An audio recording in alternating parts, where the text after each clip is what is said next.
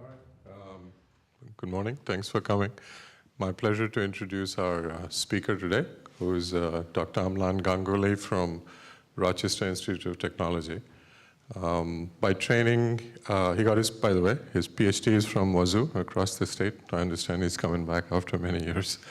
By training, he's a computer architect with a significant interest in the networking interconnect aspects of distributed computer networks, which leads to his talk today. He's looking at the application of millimeter wave technologies inside data centers, as he will explain, I assume, in the talk, with a view towards encouraging more power-efficient data center architectures. This is also the subject of his current NSF-funded work, and we look forward to what should be a very interesting systems-oriented multidisciplinary talk. So let's welcome Amlan. Thank you, Dr. Roy. It's a pleasure and an honor to be here today. Good morning, everyone. So as I see, this is something that is becoming a habit with me now. When I try to project my screen onto a presentation mode, it never works. And I swear I have a PhD in computer engineering, but I just like to watch these wizards go, fiddle with all the connections and so on until it works. I just wish I could help them, but I just stand there just watching, in amazement. So anyway, good morning. Thank you for coming to the talk. My talk is, as you can see, power-efficient data center networks with server-to-server millimeter wave wireless communications. And this picture here, I like it. One of my students made it for me for a paper we were working on about 2-3 years ago. This is my ambition. It kind of captures my ambition in a nutshell. So I started working on a very small, you can say a micro-scale network, which was a network on a chip. So in your servers today, you have multi-core chips where you have many processors on the same die, and we need a mechanism of interconnecting these processors on the same die. That's called a network on a chip.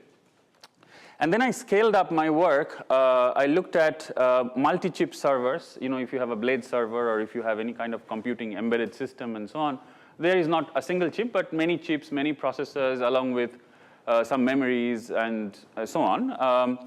And so you have a multi-chip system, and then you have many of these blade servers to make a server or a rack. And then you have, a data center, which is a highly networked and very dense arrangement of servers and racks to give you, near infinite storage and processing capability, let's say. So what I want to do is I want to look at the interconnection and system-level integration across the board. But as you can very easily see that this is spanning multiple scales, right? We are talking 10 millimeter dimensions here to all the way up to maybe a kilometer scale warehouse computers on the data center side. So this is a very ambitious and wishful thinking that I'll be able to solve problems at all these nodes. But currently, my focus is on these nodes over here, which is a single server, as well as about a few servers, server racks, data centers. So, and my approach to solving this kind of interconnected computing platform problems and issues is to bring in wireless communication into the network sphere. So we'll get started, and I'll first talk about the introduction and motivation of my work as it pertains to data centers and data center networks. And then we'll talk about my rest of the work. So moving on, OK. So data centers, as you all know, we use data centers 1,000 times a day. They form the digital backbone of the modern world. You shop on Amazon, you store, look up a picture or video on Facebook, and you Twitter, and you Google some query. We use data centers all the time. So they're very, very important and indispensable part of our life. But what does it mean? What are we? What is the cost of this usage, right? So there were several studies, and one of them particularly interesting is over here from National Natural Resource Development Consortium. And what they did is they saw that in 2013, the total data center power consumption or energy consumption was 91 billion kilowatt hour, which was projected to increase up to 140 billion kilowatt hour by 2020.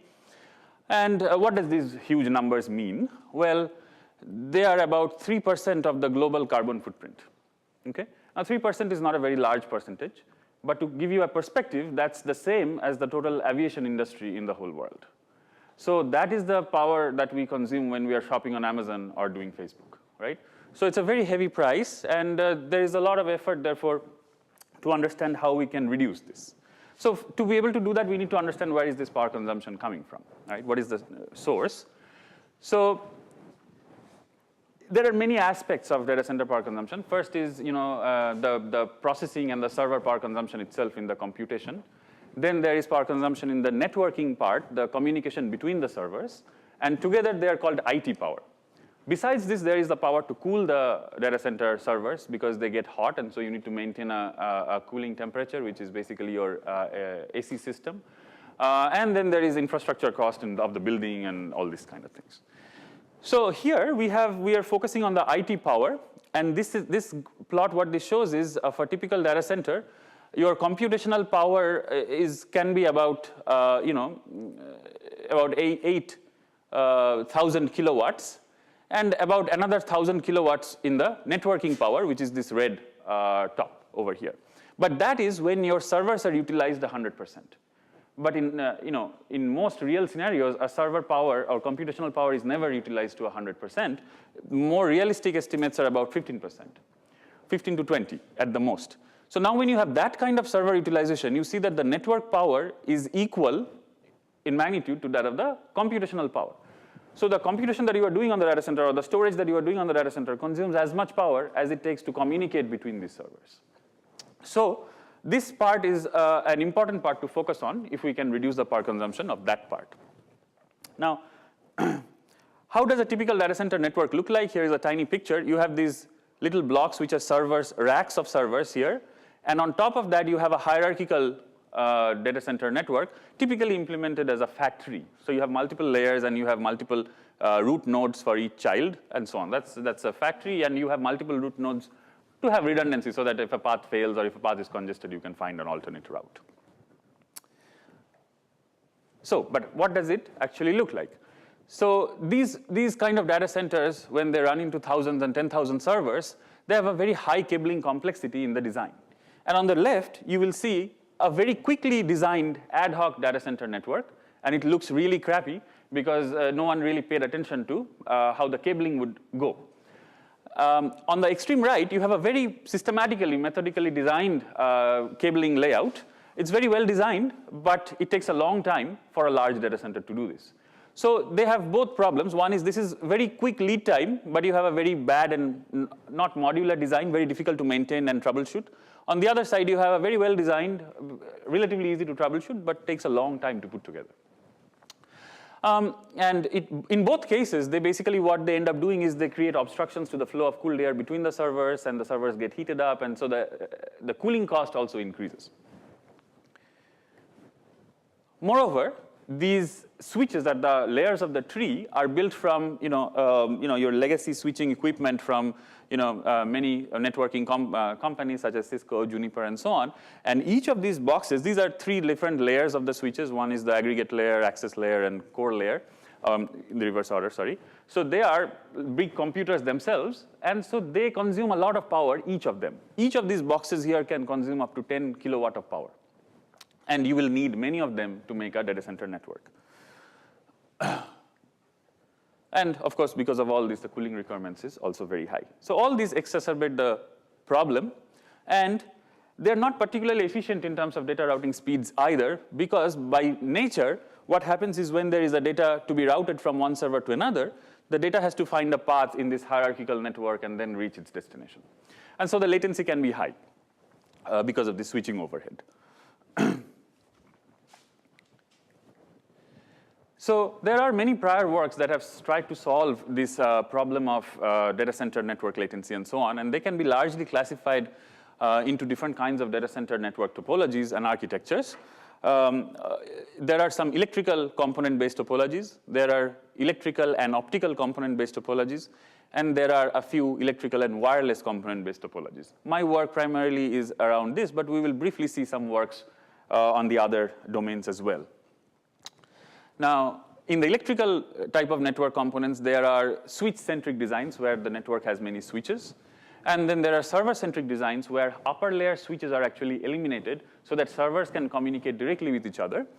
And without going into the details of each of these alternatives, you can quickly imagine that if you have a switched design, which is hierarchical, it is scalable to design, but it's not scalable in performance because you have to go to higher layers and so on.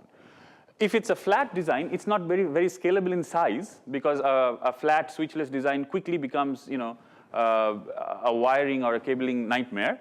But they have low latency because servers can communicate directly with each other. So these are the two different classes. Now, there are some electrical and optical component-based topologies, and they can again be largely classified into two categories.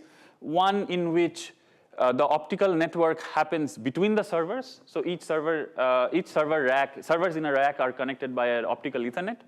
And the upper levels are still the traditional factory kind of work. And there is another alternative where the servers are traditional using Ethernet, and the upper layers are connected with optical connections and even free space optics, meaning that you have a set of mirrors that are connecting laser pointers to communicate between these racks.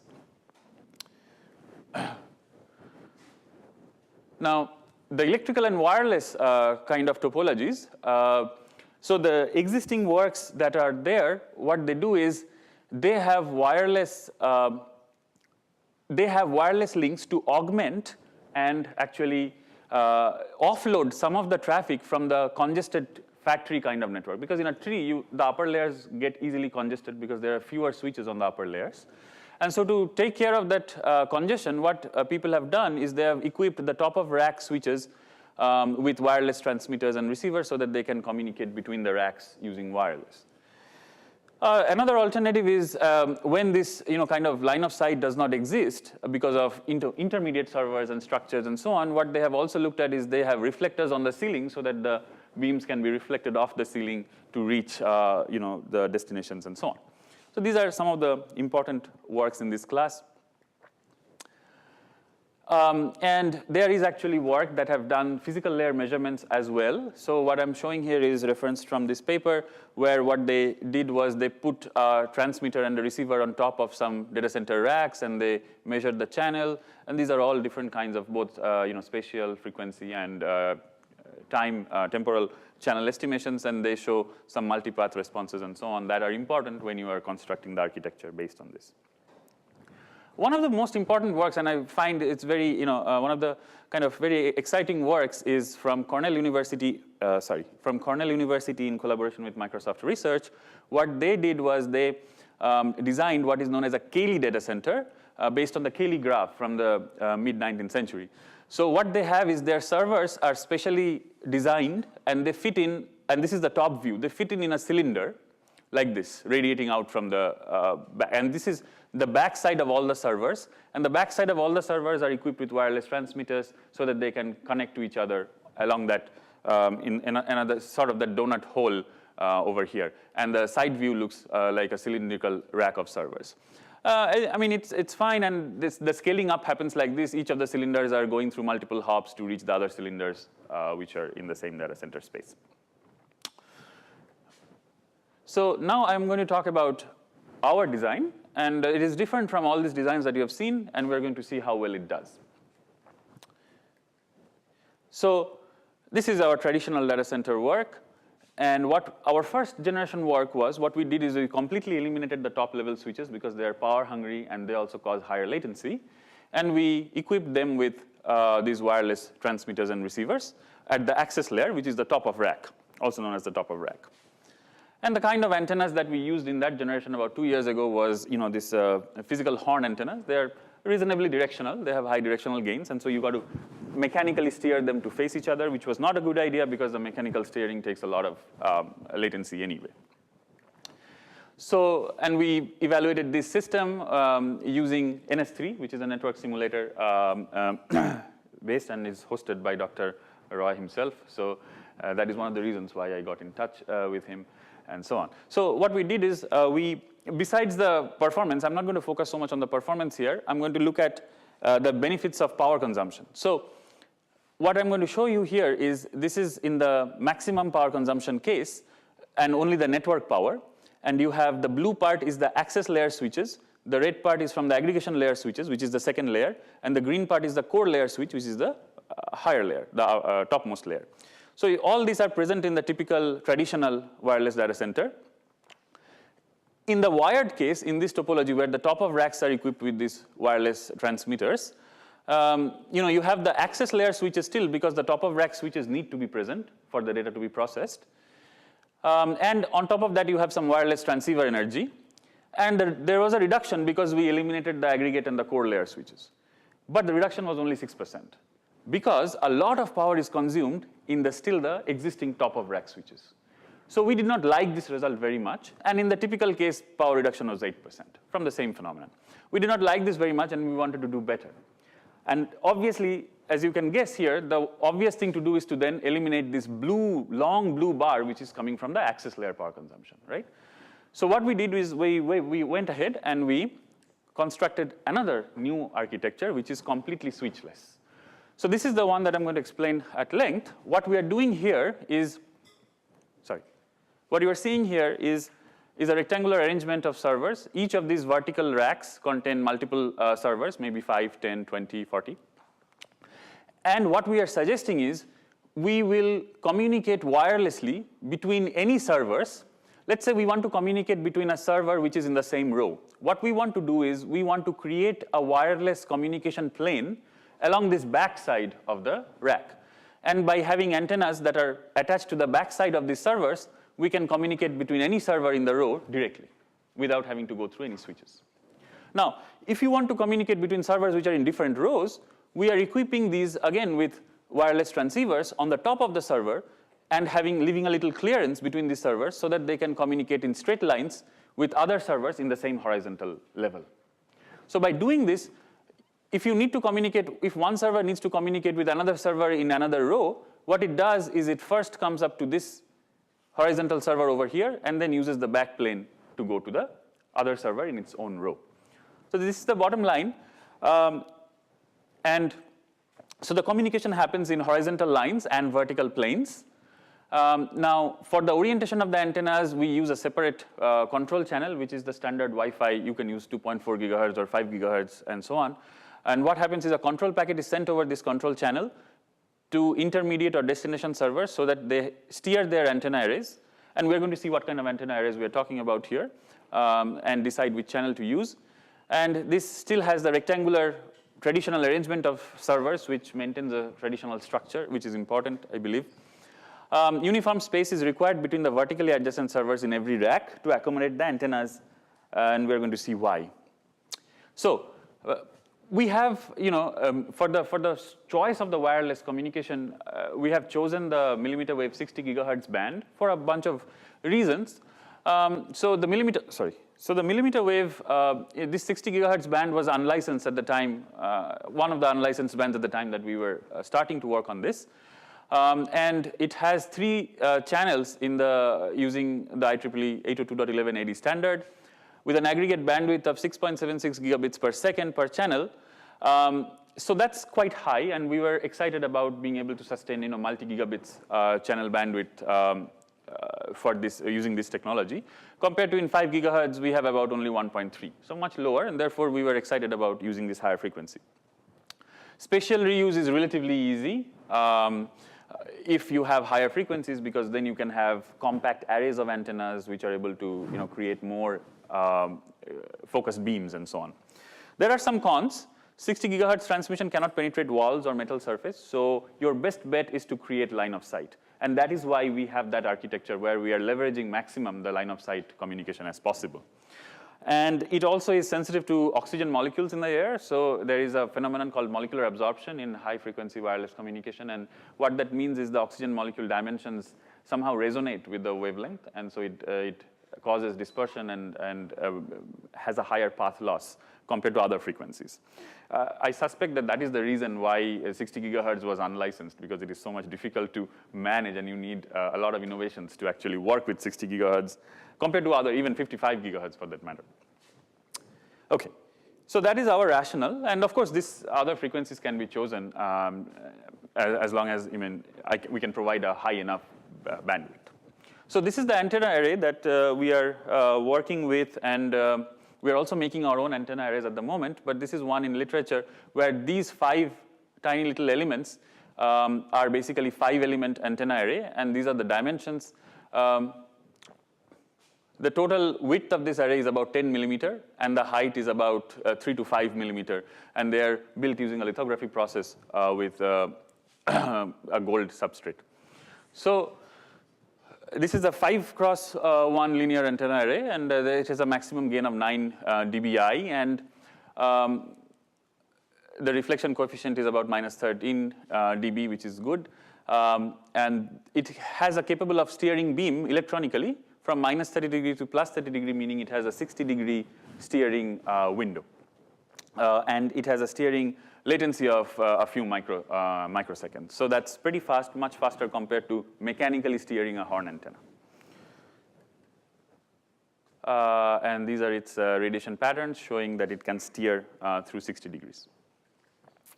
Now, the arrangement of the antennas is important because these are related to how we are constructing the topology. So this is a picture of a server, and on each server, on the top of each server, we have one antenna array that has a front lobe and a back lobe, so it is able to communicate in the horizontal line on top of it. So any server which is in the same horizontal level in that straight line, it is able to communicate horizontally. Now, for the backplane communication, what we have is antennas on the back side, and notice that each antenna array is capable to pan an angle of 60 degree. So we need about 6 of these arrays to pan the total 360 degree, which might be needed to communicate to any other antenna on the server, on the server backplane. So we have 6 of these 5-element arrays here to cover the entire 360 degree panorama. Now, so according to the standard, we have these physical layer protocols, and we use CSMA, which is carrier sense multiple access, in each frequency channel. So in each slice of the 60 gigahertz subcarriers, we are implementing a carrier sense. So whenever a server has a data to send, it sends if that channel is free. If it is free, it transmits over that channel. And that was the first generation protocol. So all the walls and metallic surfaces, what we are suggesting, needs to be coated with non-reflective material so that besides the line of sight, there is no other reflections, which reduces multipath. Multipath can cause some problems sometimes because it has a delay spread. It slows down your channel typically. So we want to avoid multipath, and we want to enable only LOS kind of communications.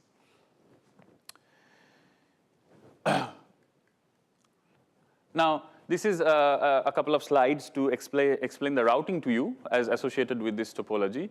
So what happens is when 2 servers in the same rack are trying to communicate, the antennas on the back side orient themselves and just establish a direct link and pass the traffic flow.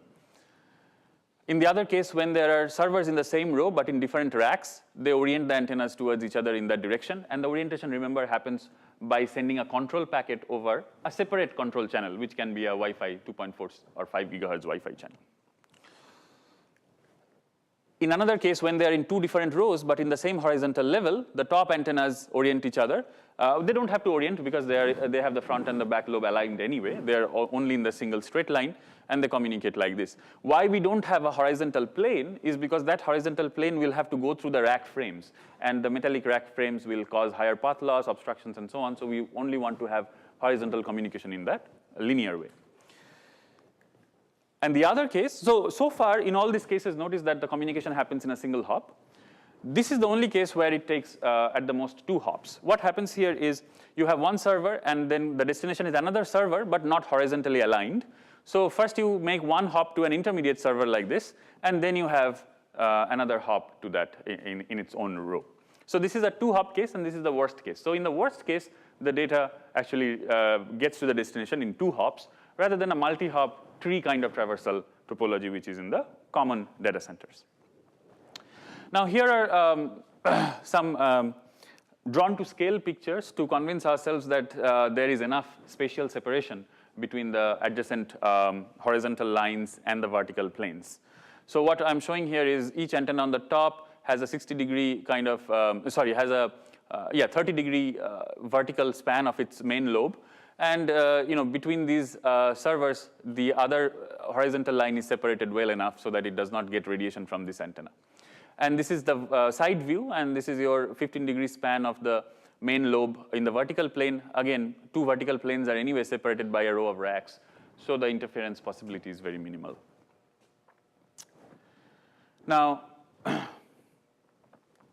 so this is the basic, what we are using is OFDM-based channelization where, because in the same 60 gigahertz channel, multiple servers will need to communicate with each other because that is the nature of data center communication. It's not that only two servers are communicating. Thousands of servers are going to communicate with each other in that tiny space. So what we want to do is we want to create as many multiple access scenarios as possible. The way to adapt, one of the ways to do that is using OFDM, or orthogonal frequency division multiplexing. And what we have there is 4 sub-channels in the 60 gigahertz band. And each of these sub-channels are then further divided into smaller sub-carriers. And this is the maximum resolution that we used for our work here, where each channel was divided further into 5 or 6 other channels, I believe.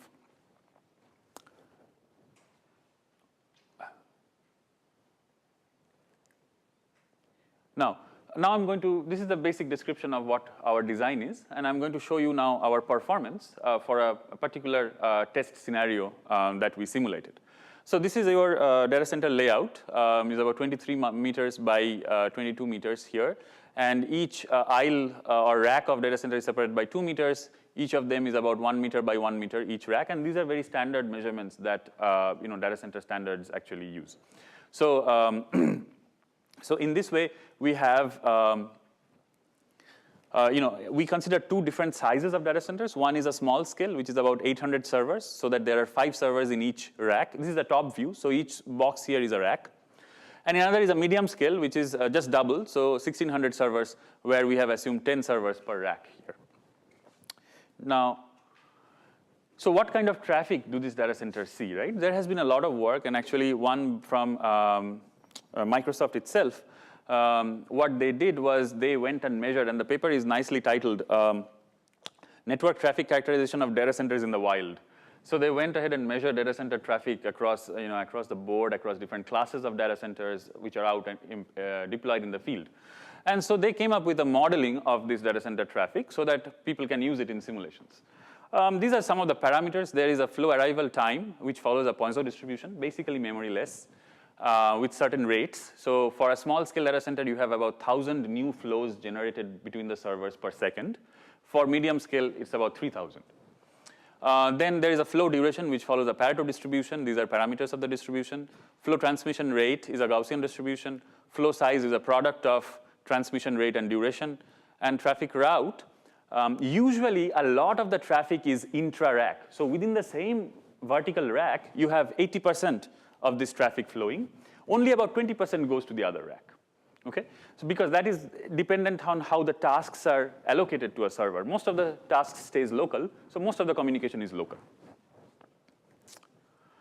This is our first result, perhaps our one of the most important results as well. And what we did here is we went ahead and looked at the flow duration times across some of the architectures that we evaluated. The evaluation, of course, is done in NS3 again. So the first blue bar, this is for the small size with 800 servers. This is for the mid size with 1,600 servers. What we are seeing here is this is your flow duration time, and this part is the flow duration itself. That means the origination process. So when a server is injecting flow into the network, it is doing, on an average, flow duration is for 1 second, and this gives you the spread. So it goes down to very low small flows. It also goes to quite high, large flows. The next red bar is the traditional wired network that you all know, factory-based. Again, the average is quite similar, but slightly higher. This is a logarithmic scale, so there is a slight increase in the flow duration because of the network overhead. And these numbers are actually the mean numbers. So 1.001 second is the generation time, and 1.128 is the average flow completion duration for the traditional structure. Then the next bar is for the TOR only wireless. The first design that I showed you, we weren't too happy with the power reduction there. So that has about similar average flow duration as that of the wired case. Notice that the lowest one is slightly higher, and this happens for the very small flows, because even for the very small flows, there is some latency required in steering the antennas. Now, this is for our case. When you see that the mean is much lower, well, about 10% lower compared to these cases, and that we are able to achieve because in our latest design that I just described, each server is able to communicate with any other server directly without going through any higher layer switching. And the same trend follows with the medium scale as well. The next result is for throughput. Again, the trend is very similar, but reciprocal to latency. So you have slightly lower slightly lower throughput compared to the actual asking throughput for the traffic. And this guy has higher throughput than both the wired as well as the top-of-rack only wireless scenario, our design. And the same trend is followed in the medium designs as well. Now, so far, in the beginning, I gave a motivation about power, right? How energy consuming these data centers are, but then we looked at performance. The point of looking at the performance was to establish that, even a wireless only data center is even possible. And we see that it is, given, traditionally the traffic that data centers are seeing, it is supporting even higher bandwidth compared to traditional designs. So, but now how about power? And it is a very difficult job to actually model the power consumption of data centers. And all this math, what this really means is one way of estimating the power consumption of data centers is simply to add the power consumption of all the networking components. Okay? Now, of course, we are only focusing on the power consumption of the data center network. So we are only adding the power consumption of all the data center networking components, switches, wireless transceivers, and so on. So with all this, and we have assumed typical power numbers from Cisco switching components, which are actually the most widely used ones. Let's look at our first results. So what we have here is,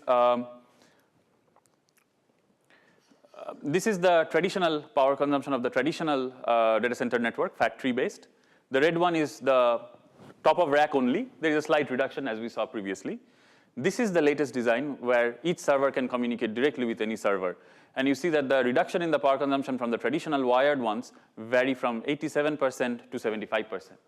So we're able to reduce the power consumption of the network by eliminating that switching fabric by at least 3/4 of the fraction.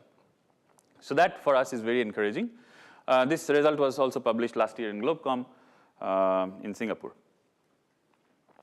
Now, we went ahead and extended that work a little bit because you could argue, well, you are communicating in a straight line between two servers. What if there is a technician or somebody, walking down the aisle? So it will block that line of sight, sure. So what we need to do is have an adaptive routing. And one way of adapting that routing is to actually find a randomly selected alternate rack to go into the vertical plane first, and then find the horizontal path that is unobstructed, and then route back into the destination plane using the back antennas again. So it increases the number of hops in the worst case that you need to take to 3. So there is an obvious reduction, penalty in performance, but you have a robustness to a technician walking down the aisle. And we evaluated this, and as you can see that we are seeing number of retransmission attempts made before rerouting. Depending upon how many retransmission attempts you make, you have lower or higher penalty in your performance because you are waiting to try the new route. And then you could argue that what kind of traffic that you just showed, what is that kind of traffic? So that kind of traffic is typically for a typical data center application, which is known as map reduce or query response. You can imagine if you are on Amazon shopping, what is the most common function that the data center needs to do? It needs to search your query, right? You're looking for a furniture. It needs to search which server has the information about that. If you're doing a Google search, it's just text, right? It's a text search application, so the bandwidth requirement is actually quite low. But if you are now talking about a YouTube data center or a Netflix data center, they're streaming video, so the bandwidth required in those scenarios is much higher. If you think about your mobile device streaming a YouTube video from your local 5G hub, then that is a much higher bandwidth application. So what we did is we actually scaled up the traffic to observe the performance with multimedia traffic.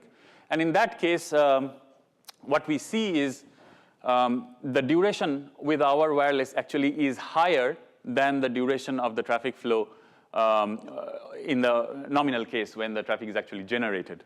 And this is because Some of the applications have very high asking bandwidth, which are higher than the OFDM channel slice, the bandwidth of the slice that this particular topology or architecture is able to provide. So in those cases where the bandwidth is very high, required bandwidth is very high for very high definition video perhaps, the channel slows down your traffic a little bit.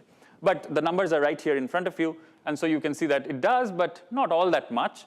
So my hope is that maybe we will be able to sustain sufficiently high bandwidth demanding multimedia traffic with this architecture. Of course, this is a wide open field, and we need to do many, many investigations before claiming what I just claimed in front of you.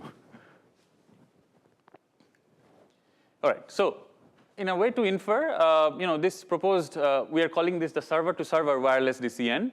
This has a potential to reduce power consumption of the data center network compared to traditional factory-based structures. It also has a better flow completion duration and throughput compared to these traditional structures because of the direct connection between servers. It has comparable flow completion duration and throughput compared to traditional factory-based for even multimedia type of applications because we saw the difference to be very small. We did not observe any dropped or incomplete flows in the traffic scenarios that we have studied here. So it is able to sustain all the required or generated traffic flows. We have also looked at an adaptive routing for obstacle avoidance in the form of a technician or any other obstacle for that matter. Qualitatively, you can say that it can also reduce the cabling complexity in the DCN, in the data center network, and hence reducing operating and maintenance cost for the data center. These are difficult to quantify, but it is kind of easy to understand that if you don't have all that cabling complexity and you're attaching tiny wireless transceivers to your servers, then it is much easier to maintain, troubleshoot, debug, and so on in terms of hardware. Now, in a short, limited time, I'm going to focus on another aspect of my research closely tied with this, and that is this guy, wireless interconnection architectures for multi-chip systems, which are the servers themselves, which are inside each rack. The server blades, et cetera, come in different forms. There are embedded systems. One of the most recent ones is this AMD EPIC system. It has 4 multi-core processors on a single PCB-like board, and they are interconnected with very high bandwidth, little tiny traces. And if you cut open your laptop, you will see on the green motherboard you have aluminum traces that connect your ICs, right? And those aluminum traces consume a lot of power to drive. Serial I/O is very power consuming, is also not very efficient. We're going to see that. Moreover, as chips become large, they become more prone to being faulty, so they don't perform well. Their cost of manufacturing goes high, and so on. Most interestingly, this study from several years ago, what this shows is on-chip bandwidth as a function of every year technology progression scales up quite nicely, but the off-chip bandwidth, that is the communication bandwidth between chips on a board, does not scale at all. Now, this is from a few years ago, but a study like this comprehensively has not been put together since. So I like to show this graph, but this graph actually shows how worse the problem is when we are talking about off-chip bandwidth compared to on-chip bandwidth. So this is an area that one needs to look at very carefully. AMD actually invested $80 million over the last 10 years to have 10 gigabits per second bandwidth between chips on the same server. They only got up to 3 gigabits per second. That shows you how difficult this problem is. And there are various alternatives. The traditional way of solving this is you using what are known as solder bumps to connect your chips to the substrate. There is a new, relatively new alternative, which is to have what is known as an interposer. So you don't connect your chips directly to the PCB board, but you have intermediate die there, which provides the interconnection layer. You also must know about 3D integration, where chips are stacked on top of each other, and the vertical vias are much smaller, and therefore they can provide higher density of bandwidth. There's also optical interconnects, where on-chip silicon photonic devices modulate signal and connect through optical waveguides to other chips. As you can guess, my interest is to study wireless interconnects for chip-to-chip communication. So I'm going to quickly skip all these details. This is one system physical layer that we built. This is a picture of a small zigzag antenna that we fabricated in our labs, and we tested it with our existing devices. This is the nice radiation pattern, which shows that it can radiate relatively well in all directions. And we designed our own transmitters and receivers, very low power, but very simple as well. And with that, I'm going to show you our proposed architecture, which is, this is kind of a platform. And on top of that platform, we have 4 multi-core processors with 4 banks of stacked 3D RAM. And each of these chips have one wireless transceiver which can communicate directly with other chips or with the memory. There is no wired connection between the chips. Okay? So I'll move to the most important part. With this architecture, what we have been able to achieve. On the very left, you have, these bars are bandwidth per core. So on the very left, you have the traditional substrate trace-based connection between chips. In the middle, you have the interposer-based connection, which is having another inactive die to provide wiring layers. So it has a much higher bandwidth compared to the traditional case. And this is the wireless system that I just showed you. So it has even higher bandwidth than the interposer. And another interesting thing is to observe the trend in average packet energy, which is the average energy dissipated in transferring a packet of information in this system. And that is very high for the traditional system, which requires serial high-speed I/O drivers to transfer the data. Lower for the interposer because you don't need such strength, signal strength. And even lower for the wireless because of the very direct connection between the internal parts of the chip with these wireless transceivers, as well as very low power design of the PHY layer. This is the latency. Because of direct connection, again, between the processor cores, you have a much lower latency with increasing packet rate or injection load on the network compared to the traditional and the interposer-based case. That's all these figures are suggesting. And we did a bunch of experiments with traditional parallel programming kind of applications that run on such servers. And on an average, we have about 55% increase or reduction in packet latency, and about 45% reduction in packet energy for all known classes of such parallel applications. So again, the same set of inferences here that by using this high bandwidth millimeter wave wireless, we are able to reduce the power consumption in the communication between processors. So now we can conclude, and I can talk a little bit about in the future. So millimeter wave communication, as I see, can serve as a seamless communication backbone for integrating multiple platforms across multiple scales. I have looked at intra and inter-chip communication, and we are looking at inter-server communications in a data center, which I discussed at length. Power efficiency is a key motivator for this technology because we want to develop power-efficient solutions rather than over-provisioning for performance.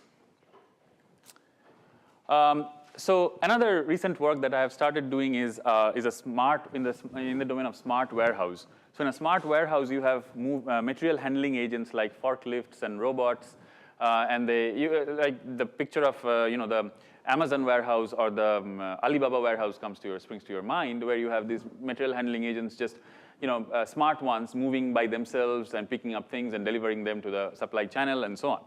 So in this space, what we are doing is we are looking at millimeter wave technology to achieve, in the current thrust of our work is to look at millimeter wave technology to perform very high precision localization.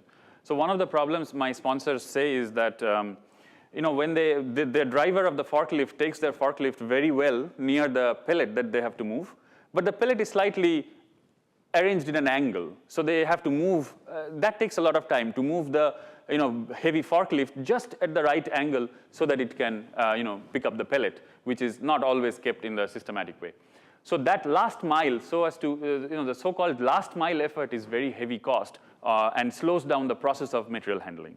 So we're looking at a technology that can have a precision of the order of, a few millimeters or even sub-millimeter scale localization, so that last mile alignment, the operator does not have to do. So that is one of the things that we are looking at.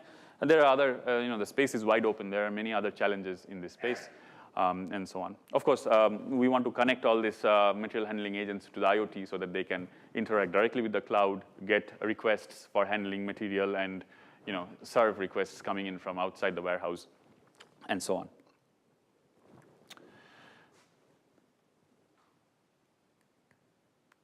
And of course, I cannot, this is not all my work. I'm not claiming that this is all I've done all by myself. Here is a long list of my collaborators from my institute as well as from other institutes. And here is a list of, a shortened list of my students who are deeply involved with just these projects. And I cannot thank enough my sponsors, National Science Foundation through the Career Award, and the warehouse application that I just briefly talked about is funded by Toyota Raymond Material Handling North America. So we are very excited about that as well. Thank you, and I can take questions at this time.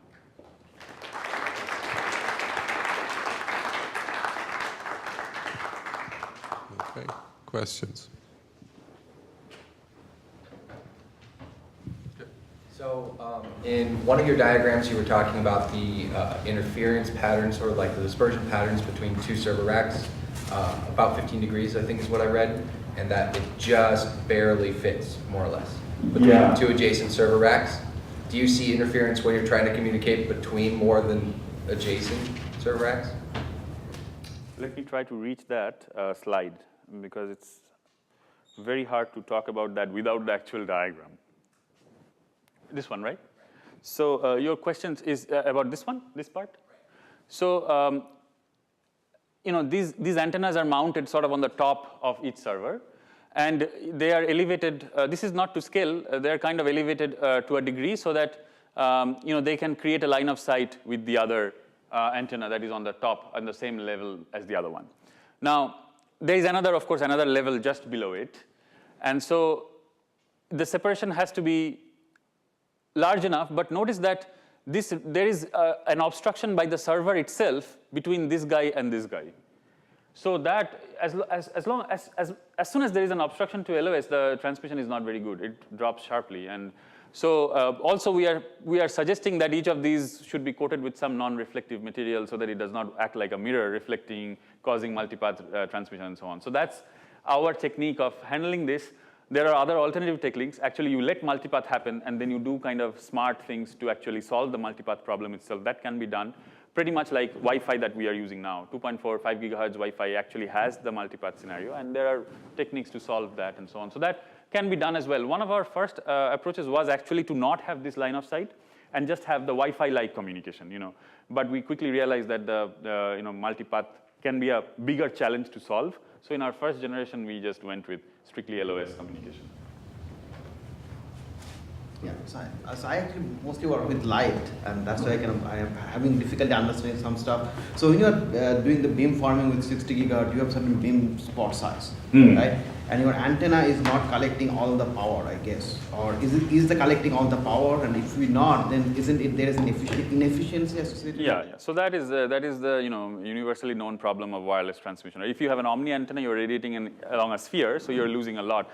Basically, you are collecting everything that the antenna aperture gives you, right? And so, yes, you just have to make sure that the link budget is you know, done enough so that you are able to sustain the SNR that you need. The power efficiency that you were saying, is that considered? Yeah, yeah. So that is considered with the antenna gain, because but for the dimensions that we are talking about here, the existing transmitters and receivers, the power consumptions that we have considered, they are sensitive enough to provide high enough BER when you know, when you have this kind of antenna. Yeah. So in this diagram, you seem to be depicting only transmitter beamforming. You also do receiver beamforming. The receiver antennas are also of the same beamforming nature. Yeah. So on that note, on your vertical lines, like on the right. Yeah. So when say let's say the bottom antenna, the bottom server is trying to communicate with the top server. Right. Does that inhibit the middle servers from receiving data? If they're in the same line, yes. If they're in the same line or in the proximity of the main lobe, then it does. But then we switch to a different WaveDM channel so that it doesn't interfere. Ask you the same question. So, but you only have 4 channels, right? And then we have sub-channels within each 4th channel as well. So how many ever sub-channels you have, that limits the number of concurrent communications you can have in the same space. Yes, that limits that. So have you investigated? Yeah, so we have, so the number of channels we used were 12 for these simulations. And with 12 channels, we have seen that we don't have any dropped flows for the traffic that we have considered here, which is 1,000 flows generated per second for the small scale, and 3,000 flows generated per second for the large scale. So overall, in the whole data center, you have 3,000 new flows occurring every second. At that rate, we are not having, we are not under capacity. We have the 12 channels are enough to sustain that kind of traffic. So I was curious because you showed that 80% of the communications is down in the a same rack. rack. Yes. And this is for this sort of traffic that you have. So the point is that you have in the vertical plane you have communications down a rack as well as across racks, well as across, right? yes. So It's quite dense. Yeah. So again, to pick up on this, there's possible inhibitions down a rack, but also you may have interference from the cross rack. Yeah, so you can, but the cross rack is, we have kind of, we are hoping that this separation is big enough so that, if you have one, because the antennas to the end are over here. So this is, the antennas for the horizontal connection are separate. They're different antennas. Horizontal. In the vertical plane, you have one rack, another rack. And right. I assume that, in some scenarios you have traffic in the vertical plane, but across racks, right? So if you have... so you mean like from one rack to another, one row to another row? Another row. Yeah, so in that case, it has to go through one intermediate hop. It does not go directly. So in the routing, what we do I don't mean, I mean the same row, but different racks. So you have, 80% of the traffic is vertical down a rack, but there's some 20% or so, which you said is either, is it all horizontal or is it? No, it can be in the same rack as well. In the same rack. In the same rack, diagonally to some other server, yes. So those do not, again. Yeah, so they can interfere. So the technique is to have enough OFDM channels to sustain as much as is required. And the more OFDM channels you have, the lower bandwidth of each channel. Therefore, there is an automatic trade-off as to how many high bandwidth traffics you can support in that scenario. Any further questions? Yeah. Okay, so this might be outside of your area of expertise, but because they're all very aligned vertically and horizontally, the interference you experience, wouldn't it be more akin to a reflection? Because it's almost like you have an obstacle in between when you have another antenna in between the two antennas are actually trying to. Yeah, so the antenna the antenna being small enough is negligible. But if it is not, there are techniques of doing that, and those are actually, you arrange the antenna heights in a sort of a convex plane or a concave plane so that one does not come directly in the path of the other. For the sake of system level understanding, they don't really make a difference. But yes, those techniques exist that, you can remove obstacles directly in the path by intermediate antennas by arranging them in a sort of elevation so that they are outside each other's. How far away is this technology from actually being implemented in real life, and what steps need to go on to get there? So it's not very far. We have the technology. So all the power estimations that we did are by existing modules that exist today. So it is not very far off, especially if we use millimeter wave kind of devices. So it can be done. It just costs a lot because the first thing that one needs to do is when you have a data center, real data center like that, you need to go ahead and measure the channel between these servers and make sure that whatever multipath exists, you take care of them and so on. So that requires a very expensive piece of equipment in the millimeter wave domain. It's called a vector network analyzer. At 60 gigahertz, this one costs about $400, $500K dollars. So I'm hoping that I get funded by somebody to do the real measurements. But those have been done. So the indoor 60 gigahertz channel model actually exists. It's not that, to implement in a specific data center, you have to go measure that specific scenario and do the design for that specific scenario. But in terms of theory development, it already exists. So I'm building my architecture and system on existing physical layer models. It's not that no one has ever done it. I mean, you can name 10 different groups in the US that have done channel measurements for indoor 60 gigahertz, indoor 30 gigahertz, indoor even 80 gigahertz, and so on. Is there any latency problem when we're replacing all the wiring to the wires? So the latency problem can come from multiple cases. So one advantage we see here in this, we are reducing switching delay. So each stage of switch that the traditional data center, the packet has to go through, has a packet processing delay. So we are eliminating that by taking away the routing complexity.